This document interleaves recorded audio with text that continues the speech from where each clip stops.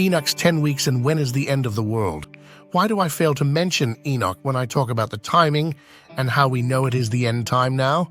It's not new information, I just have not mentioned it as much as I should.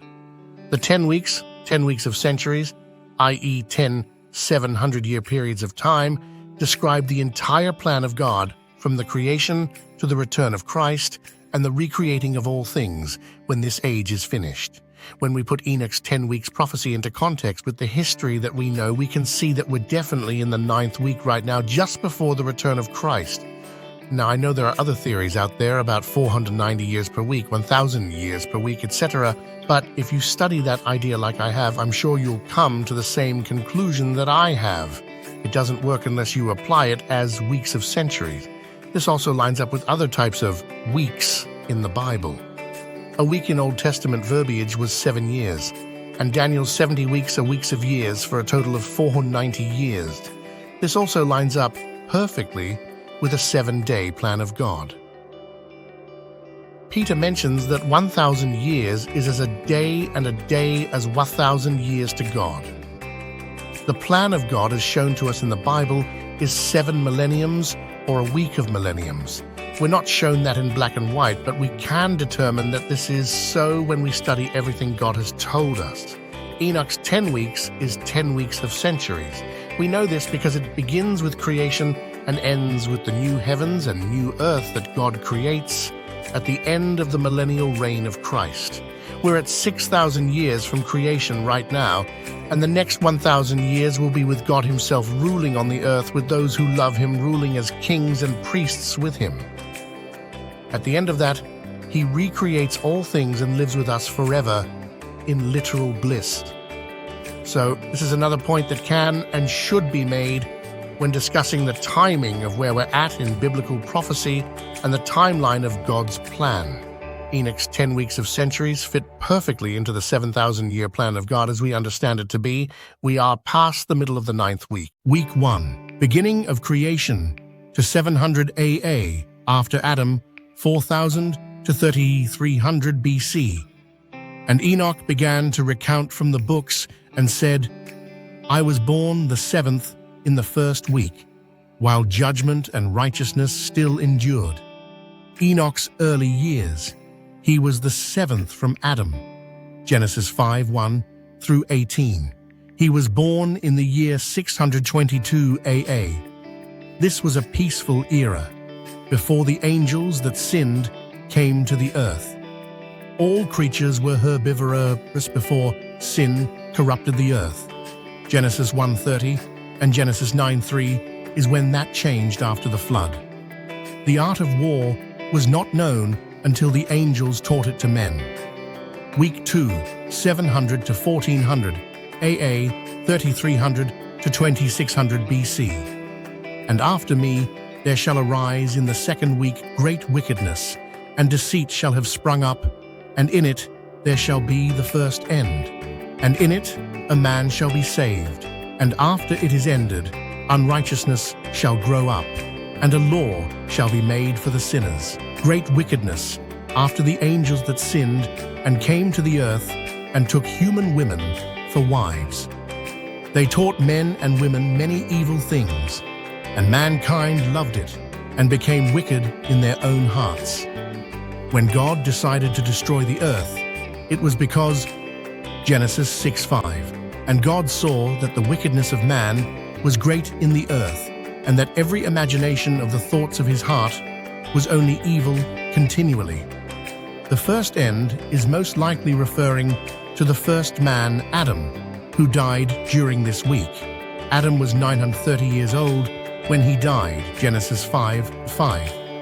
He's called the first man in 1 Corinthians 15:45 through 47. After this week, unrighteousness shall grow fully mature. God makes a law of destruction for the sinners and decides to flood the earth and destroy them. Some say it was the translation of Enoch that was the man saved, but Enoch refers to himself in the first tense as I in the 1st week prophecy, so he would continue in this one. Rather, It makes more sense that Noah was found righteous before God, and God decided to save him when he declares the law of destruction for the sinners. Genesis 6, 7, and 8. Week 3, 1400 to 2100, AA, 2600 to 1900 BC. And after that, in the third week at its close, a man shall be elected as the plant of righteous judgment, and his posterity shall become the plant of righteousness forevermore. The flood happens in the first part, as well as the Tower of Babel and the dispersion of men around the world. Genesis 7 through 11. Abraham believed God, and it was counted unto him for righteousness. God elects him as the father of the nation of Israel. Genesis 15, 6 through 18, Genesis 17, 2 through 21. It was the year 2046 AA when God made the promises to Abraham and Isaac was born. Week 4, 2100 to 2800, AA, 1900 to 1200 BC. And after that, in the fourth week, at its close, visions of the holy and righteous shall be seen, and a law for all generations, and an enclosure shall be made for them, Moses and the Exodus at the end, and the giving of the law of Moses, the Mosaic law, Exodus through Deuteronomy. The tabernacle and the Ark of the Covenant, the enclosure, are specified by God and created per his instructions, Exodus through Deuteronomy. Week 5, 2800 to 3500 AA, 1200 to 500 BC.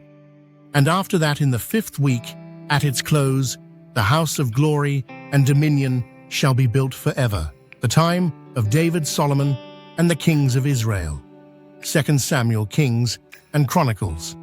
Some say this is the first temple being built in this time period. I personally think it's the house of David, since the house of David will stand forever. 2 Samuel 7:13 through 17. But the temple was destroyed. It may be that this has a twofold meaning, in that it's speaking of the first temple, but also represents the house of David, since week 6 seems to indicate the second temple being burnt with fire, which it was in 70 AD. And again, it's the house of David that will stand forever. Zechariah 7 through 10. Week 6, 500 to 4200 AA, 500 BC to 200 AD. And after that, in the sixth week, all who live in it shall be blinded, and the hearts of all of them shall godlessly forsake wisdom. And in it a man shall ascend, and at its close the house of dominion shall be burnt with fire, and the whole race of the chosen root shall be dispersed. The blindness of the Pharisees and the proud, hard hearts of the Jews that Jesus spoke of during his ministry on the earth, the four Gospels. Jesus was the first resurrection and ascension into heaven.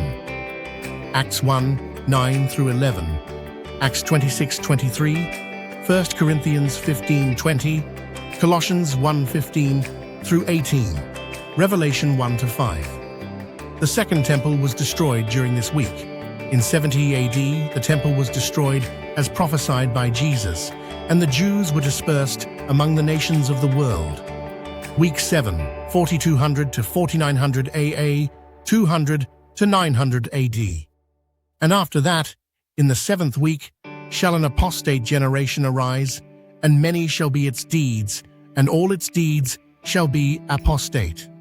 And at its close shall be elected the elect righteous of the eternal plant of righteousness, to receive sevenfold instruction concerning all his creation. Catholicism, 325 AD, and Islam, 7th century AD, arose during this week. Most certainly an apostate generation. Pagan rituals and beliefs mixed with Christianity by the Catholic Church, and Islam was a false religion that sprouted. It was probably very hard to find anyone who truly loved God and was a true Christian during this time. It's hard to find any historical record around the year 900 AD that might be the elect righteous of the eternal plant of righteousness. Since all of the other significant events noted in the prophecies are about Israel and God's chosen people, it's safe to say that it's likely something we don't have record of among the Jewish peoples, or a heavenly event. Week 8, 4900 to 5600 AA, 900 to 1600 AD. And after that there shall be another, the 8th week, that of righteousness, and a sword shall be given to it, that a righteous judgment may be executed on the oppressors, and sinners shall be delivered into the hands of the righteous. And at its close they shall acquire houses through their righteousness, and a house shall be built for the great King in glory for evermore.